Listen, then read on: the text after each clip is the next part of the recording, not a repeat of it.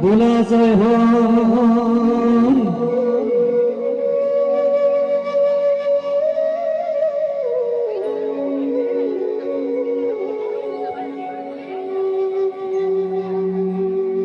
अखंड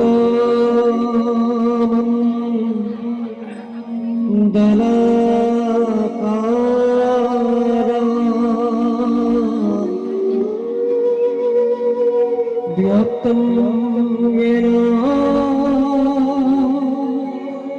साराशरा तत्पदं दर्शितं येन तस्मै श्री गुरवे नमः।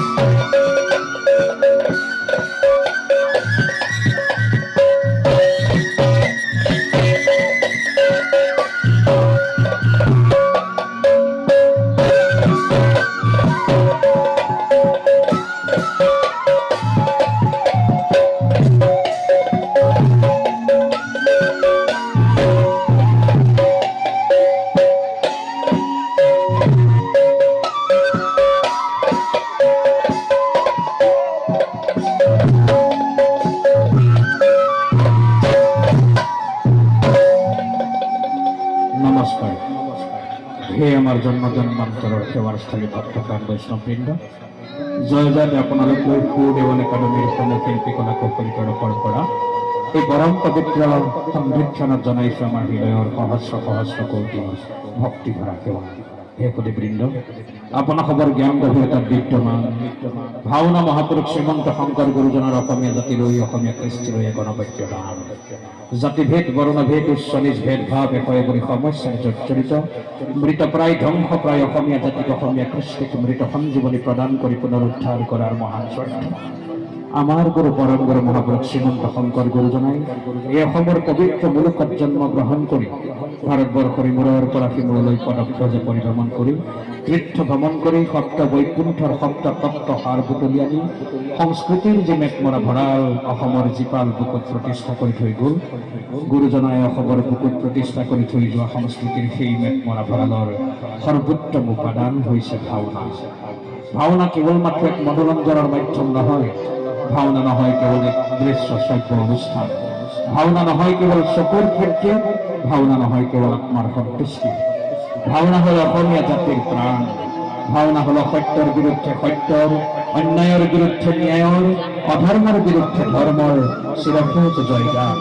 ৭টি বৰ্ষবাহৰ মূল এভাগী ভাওনা হল জাতি ধৰ্ম ভাষা বৰ্ণ নিৰ্বিশেষে বৈষম্যবাদৰ প্ৰাচীৰ ভেদি সাম্যবাদী আদৰ্শ প্ৰতিষ্ঠাৰ এক পূৰ্বথান। তেনে এভাগী তাত্ত্বিক সাত্বিক আধ্যাত্মিক তত্ত্বৰ আধাৰত প্ৰতিষ্ঠিত মহাপুৰুষে আৰ্হিৰ নাম এই পৰম পবিত্ৰ শব্দ বৈকুণ্ঠস্থলীত সেৱকী সমস্তৰ আমন্ত্ৰণ ক্ৰমে তেখেতসৱৰ বাঞ্ছা পূৰ্ণ কৰি আপোনাসৱৰ আশীষ নিৰ্মাণে শিৰত লৈ আমি উপস্থাপন কৰিবলৈ আগবাঢ়িছো। হওক আমি ইমানৰ যোগ্য নহয়, এনে এভাগী মহামাংগলিক সেৱা ভগৱন্তৰ শ্ৰীচৰণত অৰ্পণা কৰিবলৈ যাওঁতে আমাৰ পদে পদে সহস্ৰ সহস্ৰ কোটি ভুল ত্ৰুটি ৰৈ যোৱাটো স্বাভাৱিক। সেয়েহে আমি আপোনাক সমূহ ভকত বৈষ্ণৱৰ অভয় পদ পংকজত অস্ত্ৰাংগে প্ৰণিপাত জনাই কৰজোৰে কাকতি কৰিছো। এনে এভাগী মহান সেৱা ভগৱন্তৰ শ্ৰীচৰণত বুজিনা গুৰুৰ শ্ৰীচৰণত অৰ্পণা কৰিবলৈ যাওঁতে ইচ্ছা বা অনিচ্ছাকৃতভাৱে ৰৈ যাব পৰা সহস্ৰ সহস্ৰ ভুল ত্ৰুটি আপোনাসৱে গঠনমূলক সমালোচনাৰ ঘূৰাই দি আমাৰ এই শিশু চমনীয়া শিল্পীসকলৰ ভৱিষ্যত উজ্জ্বলতাৰ বাবে আশীষ নিৰ্মাণী প্ৰদান কৰাৰ লগতে সেৱকী সমস্তই কায়প্ৰস্থ ব্ৰতে থাকি নিষ্কাম ভকতিৰে জীৱনৰ বাসনাৰে এই সেৱাভাগী ভগৱন্তৰ শ্ৰীচৰণলৈ অৰ্পণা কৰিছে। সেৱাৰ সম্পূৰ্ণ ফল প্ৰাপ্তিৰ অধিক সমস্ত জনেৰে গৃহে গৃহে সুমংগল প্ৰাপ্তি হ'বলৈ ভগৱন্তৰ শ্ৰীচৰণত প্ৰাৰ্থনা জনাই যায়। সদৌ শেষত যিজনা মহান গুৰুৱে গীত নৃত্য বাদ্যৰ অপূৰ্ব সমাহাৰেৰে অসমীয়া জাতিৰ ভেটি গঢ়ি থৈ গ'ল, অসমীয়া কৃষ্টিক বিশ্বৰ বুকুতে অনন্য কৃষ্টি হিচাপে সোণসেৰীয়া কৃষ্টি হিচাপে প্ৰতিষ্ঠা কৰি থৈ গ'ল। ভাওনাৰ দৰে পৃথিৱীৰ কোনো সংস্কৃতিয়ে ঢুকি নোপোৱা অপূৰ্ব সংস্কৃতি অসমীয়া জাতিলৈ আগবঢ়াই অসমীয়া সংস্কৃতিৰ অক্ষয় বন্তি প্ৰজ্বলিত কৰি থৈ অসমৰ প্ৰত্যেকজন অসমীয়াক মই অসমীয়া বুলি আৰু অসমীয়া সংস্কৃতিত এয়া সোণসেৰুৱা অসমীয়া সংস্কৃতি বুলি পৰিচয়বোধ প্ৰদান কৰি থৈ গ'ল। সেইজনা গুৰুৰ গুৰু পৰম গুৰু মহাপুৰুষ শ্ৰীমন্ত শংকৰ গুৰুজনা আৰু তেখেতৰ এই গহৰপুৰ প্ৰিয় শিষ্য মাধৱ গুৰুজনাৰ অভয় পৰম পংকজৰ অস্ত্ৰাংগে প্ৰণিপাত জনাই পৰম পবিত্ৰ সপ্ত বৈকুণ্ঠস্থলীত সমবেত সম ভক্তপ্ৰাণ বৈষ্ণৱবৃন্দৰ শ্ৰীচৰণত প্ৰণিপাত জনাই দুজনা গুৰুৰ আৰ্হিৰে প্ৰতিষ্ঠিত বৈকুণ্ঠৰ সপ্ত সিংহস্বৰূপ সপ্তকলকীয় সুবৰ্ণময় সিংহাসনৰ অগ্ৰত এয়া আমি আপোনাসকলৈ সশ্ৰদ্ধাৰে ভক্তেৰে নিবেদন কৰিবলৈ ওলাইছো। হওক মহাপুৰুষ জনাৰ অপূৰ্ব সৃষ্টিৰ আদিৰ এক অনবদ্য সৃষ্টি বৈকুণ্ঠৰ কল্পতৰ ভগৱন্তৰ বাগ্ময় মূৰ্তি স্বৰূপ মহাভাগৱতৰ এক পৰিচয় প্ৰহ্লাদ চৰিত্ৰৰ আধাৰত এভাগী মহাপুৰুষে আৰ্হিৰ নাট নৃসিংহ অৱতাৰ ৰাজা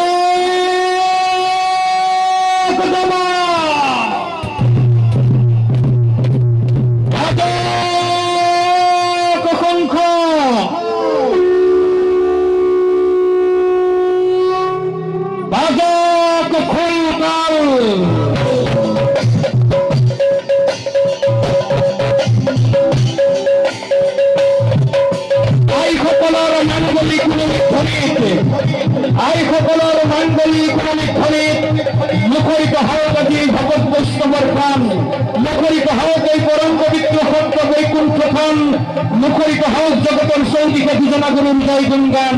জয় জগতগুৰু শ্ৰীমন্ত শংকৰদেৱৰ, জয় জগতগুৰু শ্ৰী শ্ৰী মাধৱদেৱৰ, জয় দুজনা গুৰুৰ অপূৰ্ব ভাওনা সংস্কৃতি।